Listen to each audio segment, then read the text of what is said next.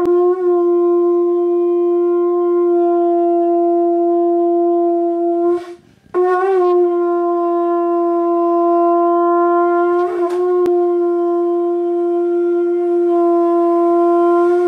আজকে একটি মজার টপিক নিয়ে আলোচনা করব এবং সেটি হচ্ছে সনাতন ধর্ম অবলম্বীরা কেন শঙ্খ বাজায় এবং শঙ্খ বাজালে কি হয়, শঙ্খ বাজানোর কি মাহাত্ম্য সেটি আমি প্রথমে আলোচনা করব এবং শেষে আমি তুলে ধরব শঙ্খ বাজানোর এবং শঙ্খ দিয়ে অভিষেক করানোর কিছু হিডেন সিক্রেট।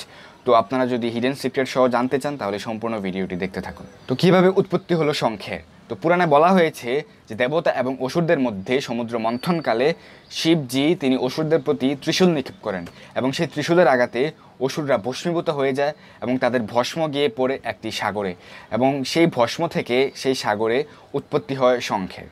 ভগবান শ্রী বিষ্ণুর এক হাতে আমরা শঙ্খ দেখতে পাই এবং আদিমকাল থেকেই যুদ্ধভেরী হিসেবে শঙ্খ ব্যবহার হয়ে আসতো। আমরা দেখতে পাই যে কুরুক্ষেত্রের যুদ্ধেও পাণ্ডবরা এবং কৌরবেরা এবং ভগবান শ্রীকৃষ্ণ শঙ্খ বাজিয়েছিলেন, বিভিন্ন ধরনের শঙ্খ বাজিয়েছিলেন এবং বলা হতো যে শঙ্খ বাজালে সেটি হয় সৌভাগ্যের প্রতীক।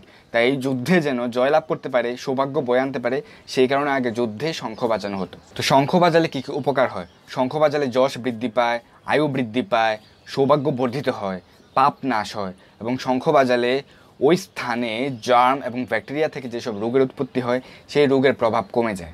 যে শঙ্খ বাজায় তার মেরুদণ্ডের সুষুম্না চ্যানেল অ্যাক্টিভেট হয় এবং যে স্থানে শঙ্খ বাজানো হয় সেখানে ভগবান শ্রীবিষ্ণুর আশীর্বাদ পুষ্ট হয় এবং যে শঙ্খ বাজায় এবং যারা শঙ্খধ্বনি শ্রবণ করে সকলে আশীর্বাদ পুষ্ট হয়। যেহেতু শঙ্খধ্বনি সাত্ত্বিক কম্পন সৃষ্টি করে তাই সেখানে তখন সত্যগুণ বিরাজ করে। তো এখন আমি তুলে ধরবো শঙ্খের কী কী অজানা সত্য রয়েছে। তো ভগবান শ্রীবিষ্ণু বলেছেন যে চন্দ্র, সূর্য এবং বরুণদেব অবস্থান করেন শঙ্খের তলদেশ বা বেস লাইন বা ভিত্তিতে এবং শঙ্খের যে আউটার সারফেস রয়েছে বাইরের তল এবং বাইরের তলে অবস্থান করেন প্রজাপতি ব্রহ্মা এবং শঙ্খের যে সামনের দিকটি রয়েছে সেই সামনের দিকে সকল তীর্থ গঙ্গা, যমুনা, সরস্বতী অবস্থান করেন এবং এই শঙ্খ দিয়ে যখন বিষ্ণুকে স্নান করানো হয় বা অভিষেক করানো হয় তখন সমস্ত তীর্থের জল এখানে অবস্থান করে এবং সমস্ত তীর্থের জল দিয়েই ভগবানকে তখন অভিষেক করানোর ফল লাভ করা যায়। দুই ধরনের শঙ্খ রয়েছে, একটি হচ্ছে ডান আবর্তী শঙ্খ এবং একটি হচ্ছে বাম আবর্তী শঙ্খ।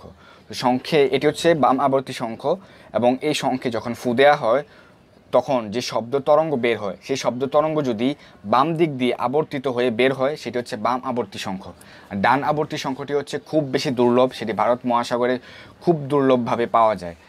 প্রতি 10 লক্ষ শঙ্খের মধ্যে একটি ডান আবর্তী শঙ্খ পাওয়া যায় এবং ব্রহ্মবৈবর্ত পুরাণে বলা হয়েছে ডান আবর্তী শঙ্খে সৌভাগ্য লক্ষ্মী অবস্থান করেন এবং বরাহ পুরাণে বলা হয়েছে যে ডান আবর্তী শঙ্খ দিয়ে যদি ভগবান শ্রীবিষ্ণুকে অভিষেক করানো যায় তাহলে সেই ব্যক্তি সকল পাপ থেকে মুক্ত হয়। স্কন্দ পুরাণে বলা হয়েছে যদি কেউ ডান আবর্তী শঙ্খ দিয়ে ভগবান শ্রীবিষ্ণুর অভিষেক করান তাহলে তিনি 7 জন্মের পাপ থেকে মুক্ত হন। স্কন্দ পুরাণে আরও বলা হয়েছে যে শঙ্খে গাভীর দুধ নিয়ে সেই গাভীর দুধ দিয়ে ভগবান শ্রীবিষ্ণুকে অভিষেক করালে সেই ব্যক্তি 1 মিলিয়ন বা 10 লক্ষ যজ্ঞের ফল লাভ করে এবং যদি গঙ্গা জল শঙ্খে নিয়ে সেই গঙ্গা জল দিয়ে ভগবান শ্রীবিষ্ণুকে অভিষেক করানো হয় তাহলে সেই ব্যক্তি জন্ম মৃত্যুর চক্র থেকে মুক্তি লাভ করে।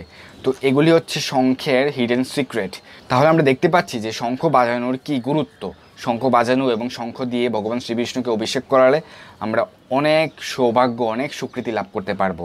তো আসুন আমরা নিজে শঙ্খ বাজাই, নিজে শঙ্খ দিয়ে ভগবানকে অভিষেক করাই এবং অন্যদেরও উৎসাহিত করি।